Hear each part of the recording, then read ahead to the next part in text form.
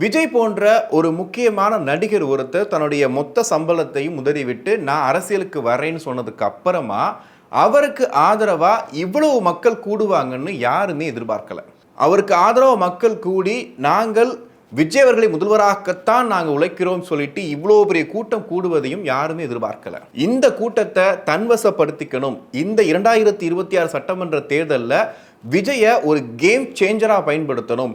வெறும் வாக்குகளை சிதறடிக்கக்கூடிய ஒருத்தரா பயன்படுத்திடக்கூடாது, அவருக்கான வாக்குகள் வீணா போயிடக்கூடாதுன்றதுக்காகத்தான் இத்தனை கட்சிகளும் போட்டி போட்டு நிற்கிறாங்க. ஆனா தாவேகா விஜய் எடுக்கக்கூடிய முடிவு தான் இறுதின்னு சொல்லியிருக்காங்க.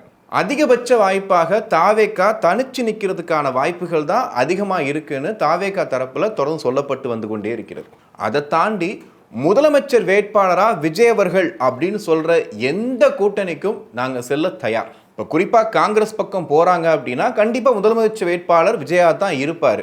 ஆனால் அதிமுக பக்கமோ அதிமுக பாஜக கூட்டணியிலையோ போய் சேர்ந்தா இபிஎஸ் அவர்கள் முதல்வராக்குறதுக்காக விஜய் அவர்கள் கட்சி ஆரம்பிச்சாரா அப்படின்ற ஒரு கேள்வி ஆரம்பிக்கும்.